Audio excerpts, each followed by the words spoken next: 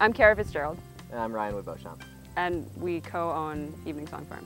We grow about 3 acres of specialty vegetables that we sell to CSA members, farmers markets, and restaurants.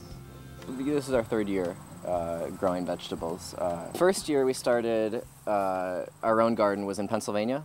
It was on a friend's land, and it was about 1 acre that we managed, and we had a small CSA, and we sold at one farmer's market.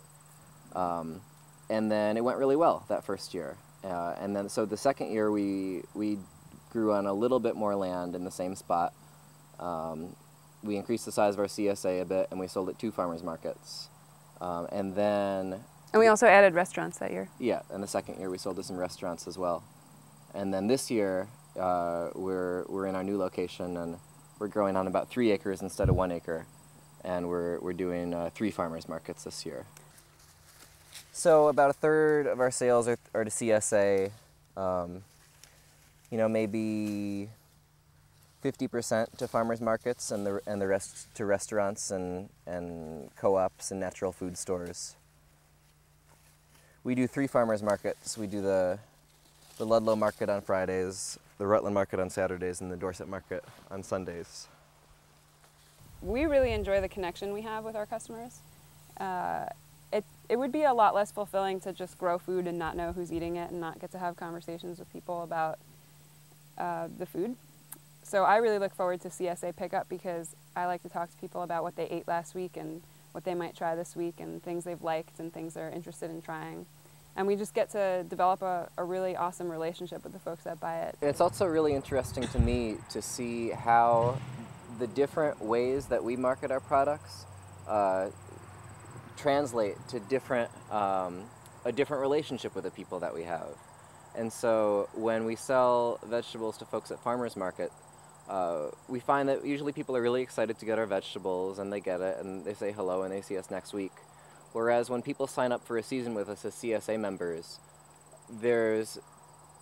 I think that people have a different level of investment in our farm when they become CSA members, and they have a different level of investment in our success. And so what's so interesting to me is to observe how that different way that we set up to market our vegetables can draw different things out of people and can draw a more full connection between us and people through the CSA model.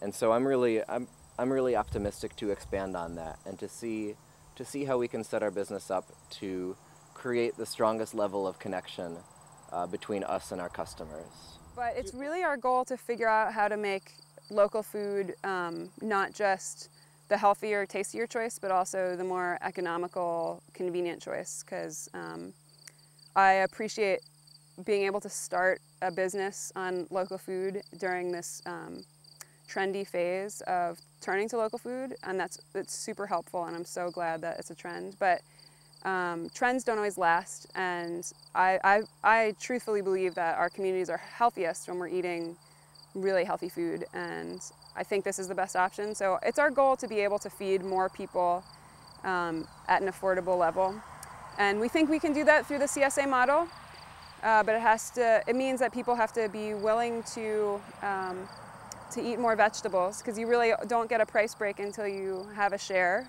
and having a share for some people feels like a lot of vegetables because some folks aren't used to cooking so many of their meals. So, I think the biggest challenge for us so far has been the unknown of growing on land for the first time. This land hadn't been farmed before, and we sort of jumped into it head first, and we plowed it up last year and cover cropped it and spread some compost on it, and we went straight to full-on growing vegetables this year. Which was a pretty risky move that we did, rather than easing our way into it a little bit more slowly. So the biggest challenge for us has been the unknown of that, the unknown of not being sure how our land was going to produce, and having some issues come up in terms of production that we've had to work with. Also with this area, I mean, we had lived and farmed in northern Vermont, and then we market farmed in northeastern Pennsylvania, which has similar frost dates to here. But very different snow load and very different wind. We're in a little wind pocket, and I think we've experienced some unexpected challenges with weather that, yeah, we just didn't anticipate.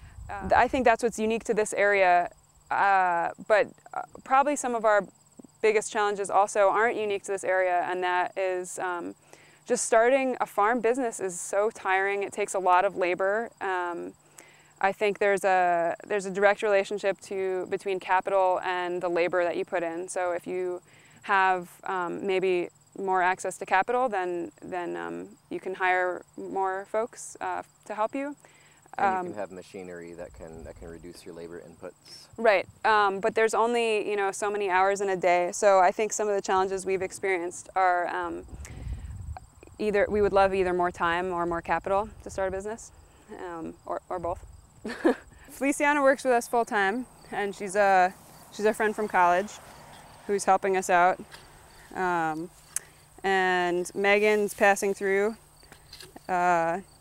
looking for a place to stay for a few days, so I put her right to work. We wrote a business plan and thought that we could do this alone because we have an amazing mentor couple in the Ithaca area who's now in their 10th year of running a CSA and market garden, similar size to Ryan and I. So we're sort of trying to mimic their operation. And they've been doing it just the two of them with the help of some work shares through their CSA for harvesting help.